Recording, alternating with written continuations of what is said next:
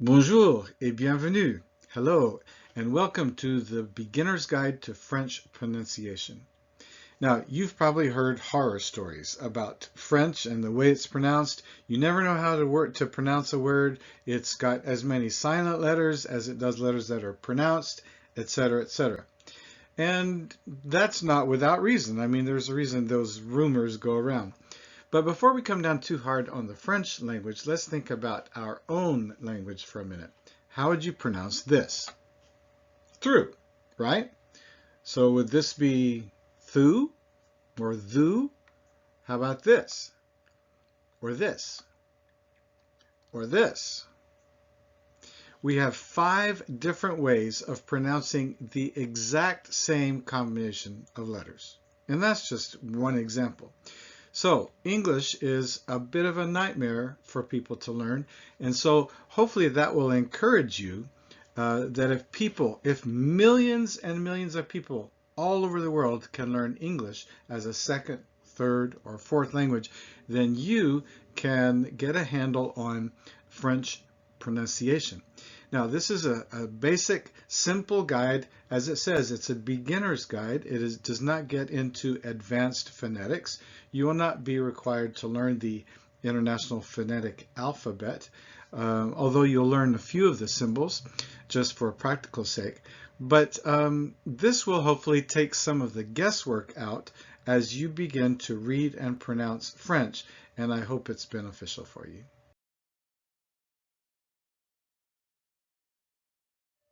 Let's begin by talking about the consonants in French. Now, as a general rule, French consonants are softer than English consonants. What do I mean by that? Well, let's take the letters D and T. My name is David, and I love to drink tea. Now, David, when I say that D, my tongue is pressed up against the roof of my mouth, which we call the hard palate. David. And I love tea. You hear that T is the tip of my tongue and it's very explosive and very hard. Tea. But if I were to say those same 2 words in French, I would say David. And my tongue is flatter against the roof of my mouth or the back of the front teeth. David. More the roof of my mouth. And du thé, listen to that, du thé, thé, not té. The K and the P are much less explosive. We have some really explosive consonants in French, and you may not have ever thought about in English, and you may never have thought of that. But if we say the K sound, hey, that's my car, or you're killing me. And if you were to slow that down, you can hear there's a burst of air after the initial consonant. Now, in French, we go right to that consonant, and it's much less explosive. So instead of saying cœur, which means heart, I say cœur. You hear the difference? Cœur, cœur. The name Paul, Paul, not Paul. You hear that poof of air? Poof appropriately starts with the letter P. It's what we call an onomatopoeia when it sounds like the word that it means. So, cœur, Paul. Now the H, always silent. You'll see it show up in different positions, but unless it's combined with another consonant, like a C, for example, a CH would say sh. But an H by itself will always be silent, as in hôtel and homme. Meaning man. The J, always j, never j. As in je, meaning I. Jour, meaning day. You heard me say bonjour, literally meaning good day. Jour. And then the L is like the D and the T with the tip of the tongue, L and not O. Now, there are other languages besides English that have that O sound. For example, the Dutch use an L like that, and in Russian and the Slavic languages in general. But In French and the other Romance languages, which simply means Latin-based, you'll find a very soft L with the very tip of your tongue, L, against your hard palate, against the top of your mouth. So, Lille, ville, not Lille or ville. The difference is obvious there, isn't it?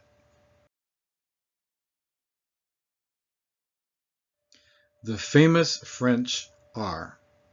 Now in English, we have a pretty unique R. There aren't too many languages that I know of that use the same that we do. I'm sure you've heard what's called the flipped R, as in Spanish, like expensive, caro, cara, meaning face. And in Spanish, we also have the rolled R, carro, meaning car. But in French, it is way back in the back of your throat, and you use the exact same muscles that you use when gargling. And so that's actually how I recommend that if the French R is difficult for you, that you practice by getting some water and gargling, preferably over the sink. So the back of the throat, as in ra. So at the beginning of a word, ra. Doesn't start up here in the front, it starts way back in the back. Ra. In the middle of a word, vérité. Repeat, vérité. Or at the end of a word, voiture. Do you hear the at the end? Now, some people, sometimes it depends on their just personal diction, and other times it depends on a regional accent. Some pronounce the R more strongly than others. I lived in Switzerland for many years, and I knew quite a number of people that had a really strong R. But in most of France, you'll just hear voiture. Sometimes it's voiture or voiture.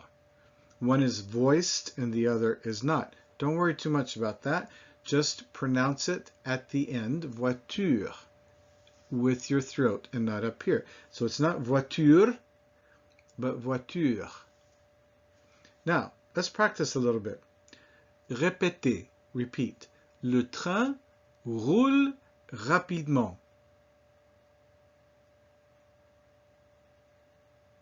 Encore une fois, one more time. Le train roule rapidement. How about this one? Le chat ronronne. Which means the cat purrs. Le chat ronronne. Now, like I say, for some people this comes pretty naturally. For others, it's a real struggle, and I recognize that. So, like I said, get in the front of the mirror, gargle some water. There's something in French called elision, élision en français, in French. It's a little bit, it's sort of like contractions in English. So we can say can't in place of cannot. We can say don't in place of do not, etc. So the word for friend is ami. You may have heard that before. So with a noun, we would normally say le or la in front of it if it's singular. Le meaning being masculine, la being feminine. But no matter what the gender of the noun, and we'll talk about gender in my intro and French for real life courses, you don't have to say, in fact, you must not say le ami, you shorten it to l'ami, L apostrophe. So this is not optional, this is called obligatoire, obligatory. So if it is a female friend, you add an E on the end of ami, but it's still l'ami when you want to say the friend. This is called elision. Now, before an H, we learned the word hôtel. So the hotel would be l'hôtel. And the man would be l'homme. Now, there are some exceptions to this rule with the H as far as elision goes. we have a thing called the H aspiré, an aspirant H, not aspirin, but aspirant H. And without getting in too much detail, these are generally words that came into the French language from another source than Latin. So most of these words, such as hôtel, homme, are Latin-based. You probably are aware that homme comes from homo, meaning man, or actually technically same. But these words, hall, H-A-L-L, that H is still silent, meaning hall, homard, meaning lobster. These came from other sources than Latin. So generally, when you have those words, and unfortunately it's just a matter of memorizing which ones they are, you do not make an elision. You cannot have an apostrophe. So instead of saying lol, L apostrophe H-A-L-L, you say le hall, le homard, the lobster. Now, let's talk about a few other consonant sounds. You will find many words that end in I-L-L-E. As a general rule, this is pronounced E. So the sound E, and then with a little Y sound at the end, E, as in famille, fille. One exception that you should know sooner than later is ville. Famille, obviously meaning family, fille, meaning girl or daughter, and ville, meaning city.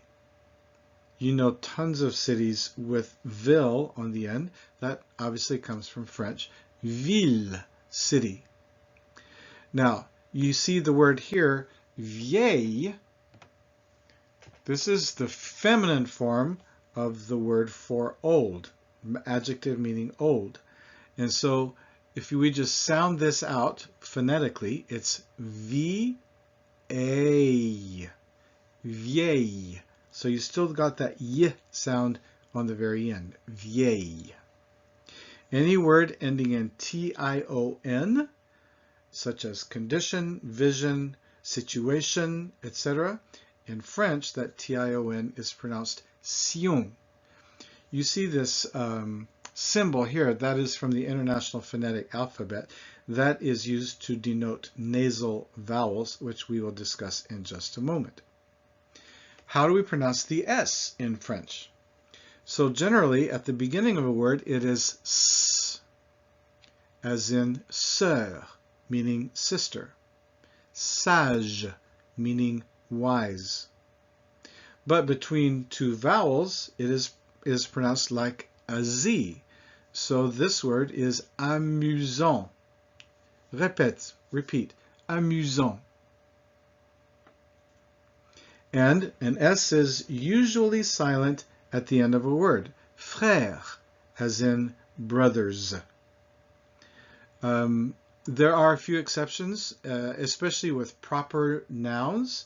There are names of places, for example, that end in an S where that S is pronounced. You just kind of have to learn that as you learn the word itself. As a general rule, like I say, the S is not pronounced at the end of a word.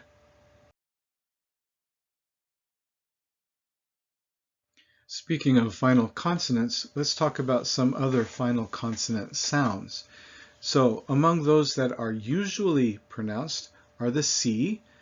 Repeat after me. Bac, mec, sac. Bac is a container. It's also the abbreviation of a baccalaureate, which is a kind of degree. Mec, it means a dude, slang. And sac, as it says, sack or a bag. The final F, as in sauf, means accept, not accept, but accept. Soif, which means thirst.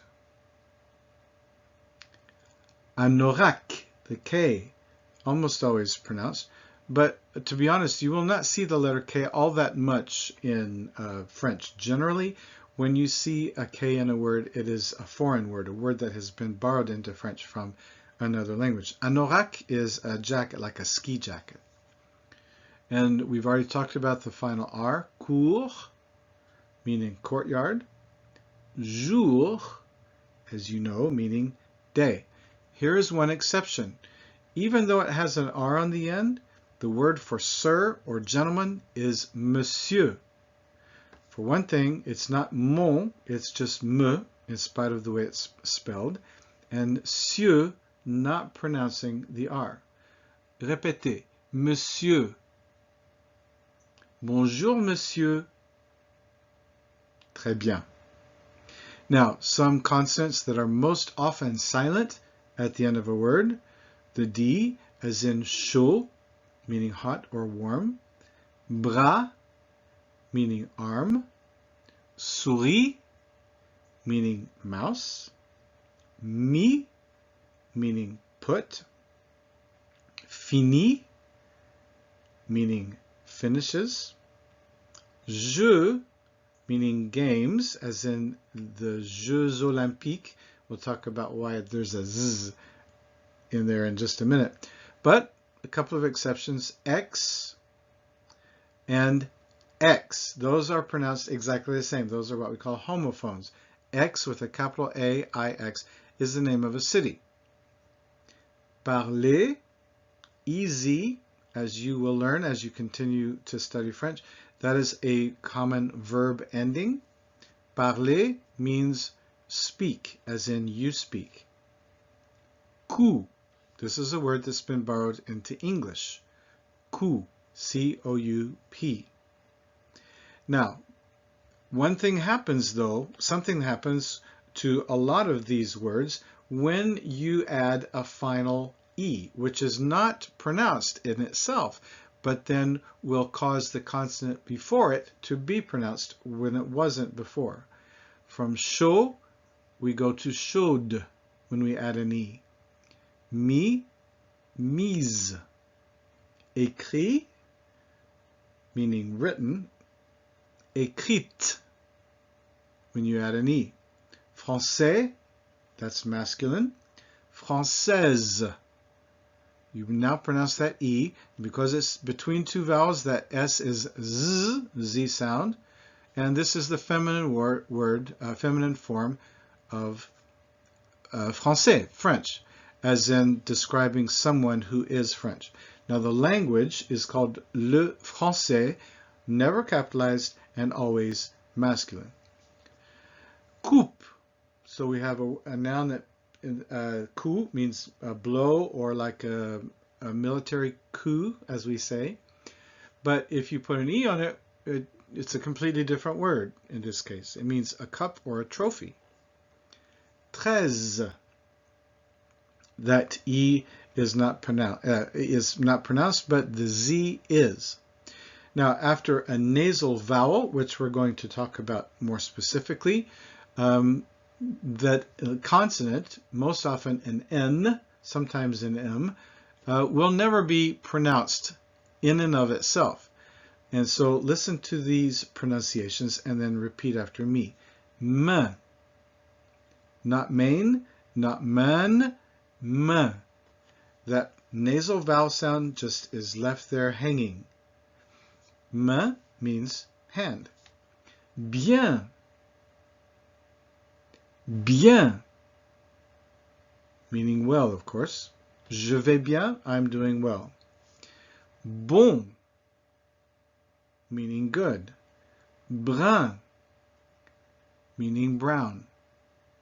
Now, that is until these become feminine. Not all of these can become feminine. Like a hand is a hand. There's not such a thing as a masculine or feminine hand. The word itself is feminine. But bon, if it's describing a feminine noun, then becomes bonne with an extra N and an E. So bon, masculine, bonne, feminine. Américain, américaine. So américain rhymes with main and bien in the masculine form. In the feminine, américaine. Brun, brown. Feminine, brune. I just want to mention here that nobody expects you to get all of these down after one viewing of this video. I encourage you to keep this on your computer where you can easily access it to come back to and refer to as you proceed with learning this beautiful language. This is designed to just be a reference tool that you can use continuously. And eventually, you will wean yourself from this and will not need it anymore. So, as we mentioned already, CH says sh, as in shoe, meaning cabbage. Funnily enough for us English speakers, it also means cute, or you can even call someone mon chouchou, means my sweetheart or whatever. And then the name Charles. Charles. The C before an A, O, or a U is a K sound. When you see these sounds within brackets, these are phonetic symbols, so they don't refer to a letter as much as a sound. K before A, O, or U is K. I mean, C before A, O, or U is K. Now, we happen to have that very same rule in English. Can't always say that. But, repeat after me. Gare. Côte. Côte means coast. Cuisine. C before E or I is an S sound. Not a Z sound, an S sound, as in centre. Cidre. Those words mean what they look like, center and cider. The G, the letter G, before an A, O, or U is hard, also just like in English, as in gant, glove, garde, guard. G before E or I is zh, as in gens, meaning people. Gîte, meaning I guess you'd call that a country inn. Que, the QU says que, as in qui, meaning who or whom. Quoi, meaning what. Quand, meaning when. Notice, once again, I'm not saying quand or quoi, but just quoi. Quand. The TSCH is not originally a French combination of letters, but is used when foreign words are employed in the French language, such as ciao. Now, ciao originally came from Italian, as I'm sure you know. In Italian, they spell it C-I-A-O, but it doesn't work in French phonetics. So if we say dog chow, that's C-H-O-W, right? Well, that fits into the English phonetic system. So to make it fit into the French phonetic system, we spell it T-S-C-H-O, A-U, chow.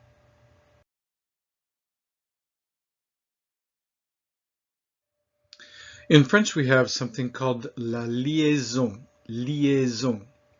You're familiar with this word in English. We say liaison, and it is generally used to either in military or in business context to talk about someone who serves as a bridge between two parties or serves a purpose or function of connecting the two parties, being a sort of go-between.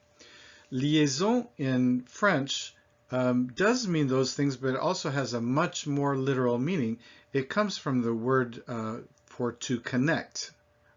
And so this is talking about connecting two words. What do I mean specifically? So we find the liaison between one word that ends with a vowel, with a consonant, and the next word that begins with a vowel. Now what what happens here is that more often than not, the final consonant or consonant sound of that first word would not be pronounced on its own. But when you follow that with a word that begins with a vowel, that causes the final consonant before that to be pronounced, as in un élève. Now the word un just means one, and you heard how I said that by itself, un. Élève means student or pupil. So when I say those two words together, I don't say un élève, I connect them, and then that makes that N pronounced. And so we simply just draw a line from one word to the next, indicating that there is a liaison. Repeat, un élève. Encore, un élève. Another example, un ami. Un ami, a friend. Now, we have les garçons. There is no liaison there, and I put it there so you can see the contrast. Les is the plural form of the, le, meaning the, and so this means the boys. Les garçons. No problem, that S is silent. But if I follow the word les with a noun that begins with a vowel, such as ami, that becomes les amis, and that is a Z sound, not les amis, but les amis. Look at the top of the next column. Nos parents, the S, as usual, is silent. Nos parents, meaning our parents. But if we say our friends, as before, that S is now pronounced, and it's nos amis. Répétez, nos amis. And one final example, mes profs means my profs, my teachers. But my students, my pupils, that S all of a sudden is pronounced mes élèves. And we get a Z sound, mes élèves. Because remember, an S between two vowels has a Z sound. Is this making sense?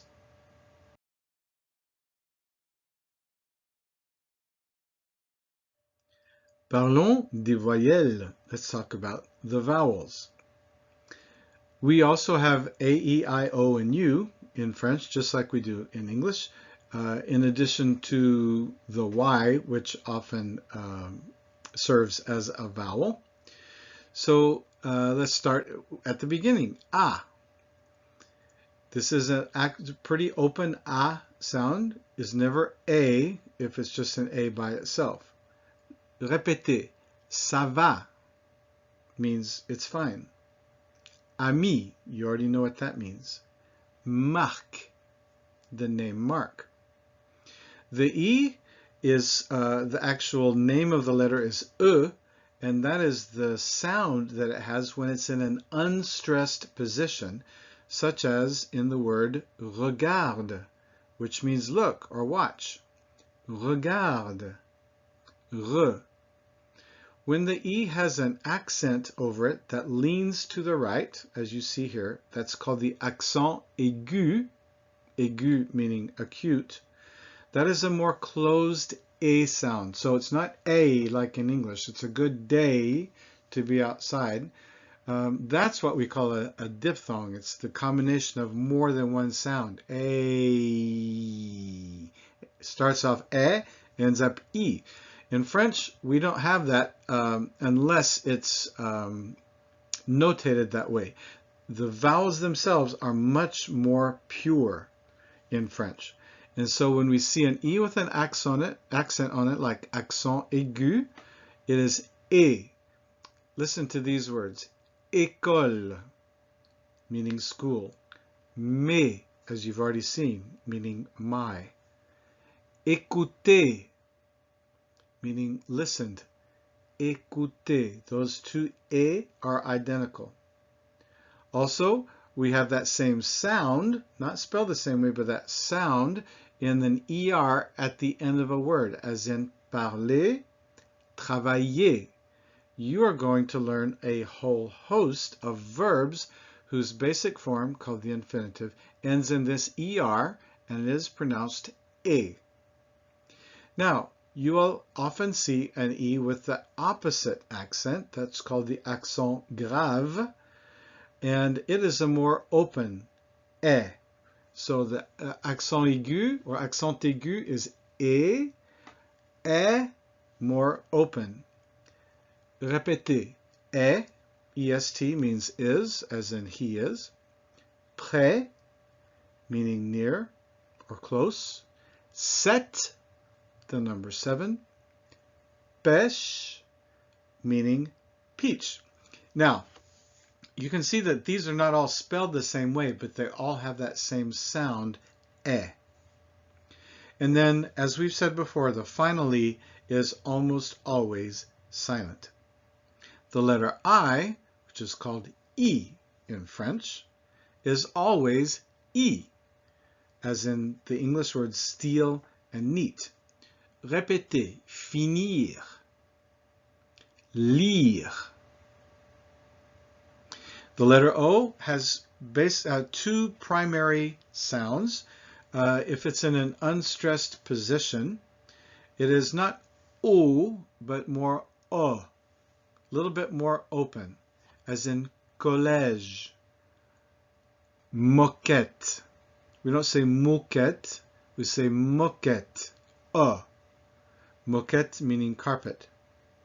Now the other O sound is very, very closed and pure, O, and there are no shortcuts to this. English speakers very often look for shortcuts when it comes to pronunciation. We say gonna instead of going to. Some people, like from the South, say pilla instead of pillow, etc. But in French, you have to be much more intentional, especially with these vowel sounds. And so there's no shortcut other than to say O with your lips completely protruded.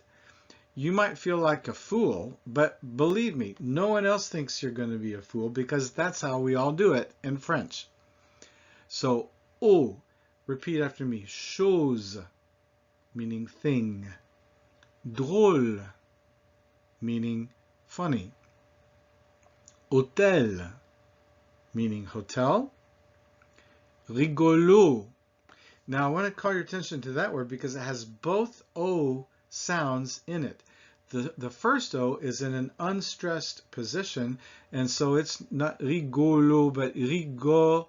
And then the last one at the end is in a stressed position. Why? Because the accent in French always falls on the last syllable. That's one thing that we haven't said that we need to say. Always on the last syllable. Look at all of these. Collège, moquette, hôtel, hôtel, rigolo. If it has more than one syllable, the stress of the word will land on the last syllable. So, rigolo, which by the way means funny. Drôle, rigolo, both mean funny. Finally, the U sound. Now, there is an asterisk here because this does not exist in English. There might be different regional accents that approximate this sound, but it's important that you learn how to say this if you want to sound more or less authentic. Now, there is an actual anatomical formula that I'm going to give you that, if done correctly, is fail-safe. So, just work with me here. I want you to say E. E. What is your tongue doing? Pay attention to what your tongue is doing. E. You feel how it's squeezed up on the sides, up against your molars, your upper molars. E. And your mouth is out here. E. Now what I want you to do is memorize the position of your tongue when you say E. Freeze your tongue, but then bring your lips in as if you're going to say oo.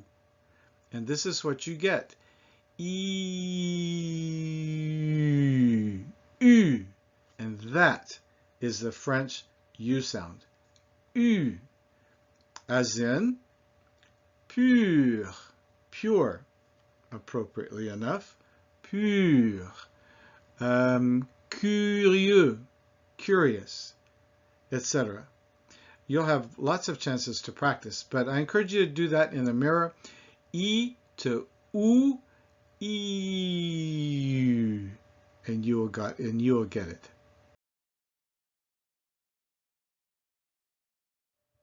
Let's talk about some of the different vowel combinations that we find in French. AU is pronounced O. It's that same closed O sound that we saw often with the letter O. Répétez. Chaud. Faux. Remember, chaud means warm or hot. Faux means false or fake. O. E-A-U. Always pronounced O. The word E-A-U, O, means water. Gâteau, cake. The EU has two primary sounds that are not exactly the same. So the more closed one is E,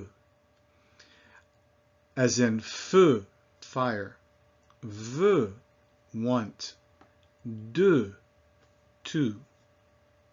So here's a formula. Remember I gave you the formula for U in the last slide? Now I'm going to give you a formula for E. So just as you start off with E last time, I want you to start off with A. Like pretend you're Canadian. A. It's not A, it's A. A, and then say U once again with the lips, like you did for U. So A on the inside and U with your lips, and you get E. E. Feu. Veut. De. You cannot properly pronounce that sound without sticking your lips way out there. So just practice. Now, the other one is a little bit more open, and it's denoted phonetically with this symbol that you see here. And it's more like as in neuf, the number 9. Seul, meaning alone or single. Sœur, meaning sister. So once again, the more closed EU is E, the more open one is That's generally a little bit easier for English speakers to pronounce. The OI combination, wa. You've probably seen the name François before. It's not the same as Français. François means Francis. So there is a word, une oie, O-I-E, which means goose. Quoi, meaning what. Voir, meaning to see. Noir, meaning black. So even if you have a consonant before that, you still put that w sound at the beginning. Voir, noir. The OU is never ow, but always oo.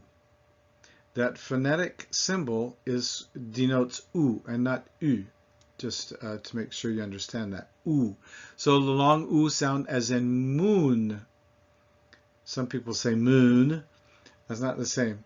It needs to be a pure vowel sound. I remember there was an NPR newscaster that said those oo just like we should in French. The moon. Take a look up at the moon.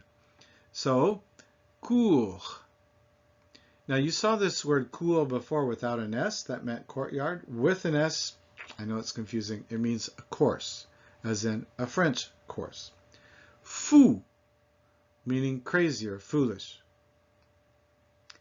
AIS, A, as in français. Also, mais, palais. It is actually very similar to the accent grave, eh, but not exactly. Français, no, français. Mais, palais, français. But it is more open than the E, the E as in accent aigu. AIL, interestingly enough, is A plus E equals aïe. So the word AIL, aïe, means garlic. Travail means work. Répétez.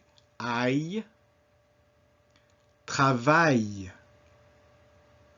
Now here's one that a lot of English speakers freak out over, but I think it's fun. I think it's one of my favorite sounds. So it's EUIL, and the way it's pronounced is you take that like we saw in neuf, seul, and sœur, and then just add E on the end, and it's œil, œil, as in fauteuil, meaning armchair, fauteuil, or écureuil, écureuil, that means squirrel.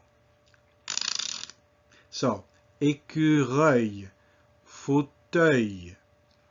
You're going to need some practice. There's no two ways around this, but hopefully this will make it easier for you.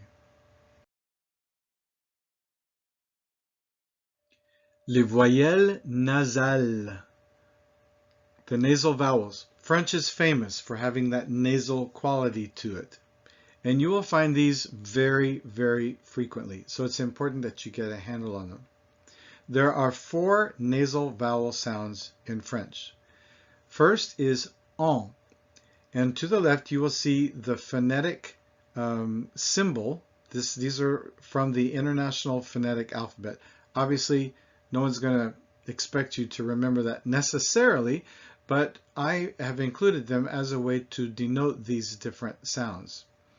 So, en, this is the most open vertically of the 4 nasal sounds. En. Répétez. Gant, glove. Dans, in. En, in, 2 different ins. Parent. Now you see some of those are spelled with an AN and others with an EN, but it's still the same nasal vowel sound. En. Exemple, there's another one, example. Je mets mes gants lentement. Je mets mes gants lentement. I put my gloves on slowly. Next vowel sound, un. First one was en, un. We've already talked about some of these words. Main, hand. Bain, bath. Saint, saint or holy. Fin, fine, as in a fine line. Linge. This can mean a towel in some French-speaking countries or laundry. Want to try those again with me? Main, bain, saint, fin, linge. Répétez. C'est un vin fin, hein? So that last word, hein, it's like in English, huh? It's a fine wine, huh? As in, isn't it? You'll see this, you'll hear this sound at the end of a lot of questions or remarks, comments.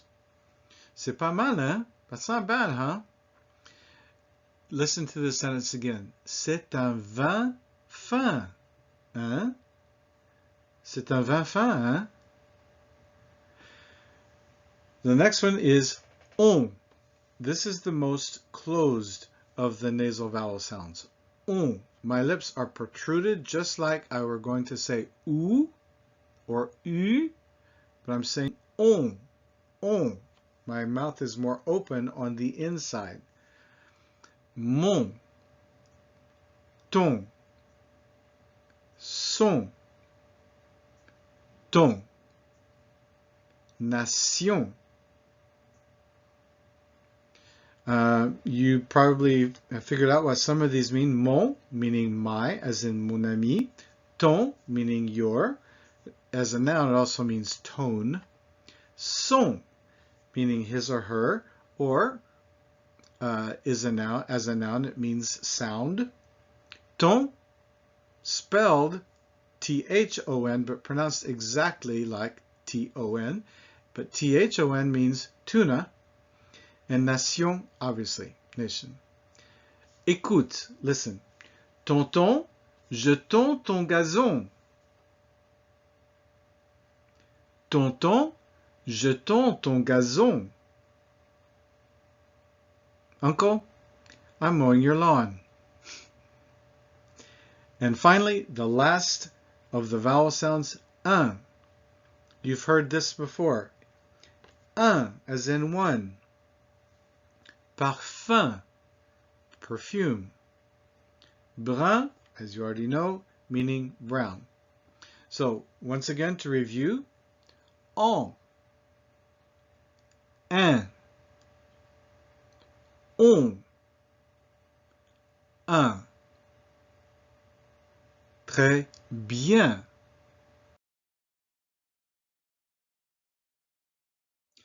Now, I realize this has been quite a bit, quite voluminous.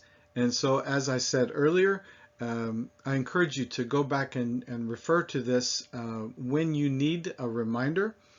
Hopefully it will serve as a valuable reference and tool for you for some time to come, and until you, like we said earlier, no longer need it. And that, of course, is the goal. Pratiquons, meaning let's practice. I want you to repeat these sentences after me. I will say them slowly. And between these 6 sentences, we have incorporated a good number of the sounds that you have just learned. On y va? Shall we go? Je prends du café le matin. Repeat.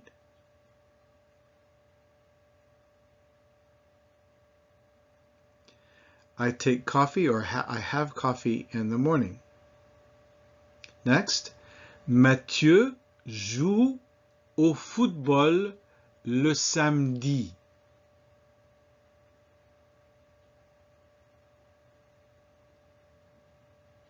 Matthew plays football on Saturdays. Hélène est assise dans un fauteuil.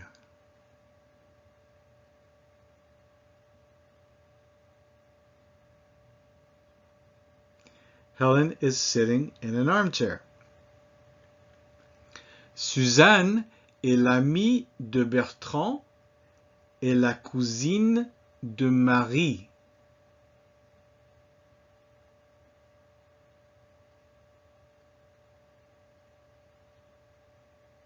Suzanne is the friend of Bertrand and the cousin of Marie, or Mary. La nouvelle voiture de Claude est gigantesque.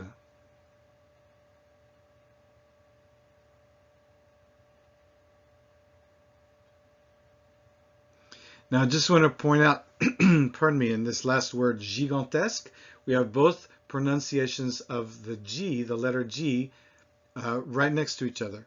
Before an I, it's J, and before an A, it's G. So, gigantesque. Finally, chacun finit son travail à l'heure.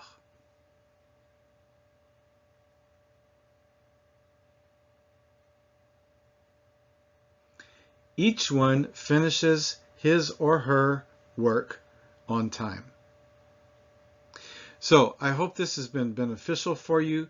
You can ask me questions at any time by emailing me at david@daviddurham.org. Merci et au revoir.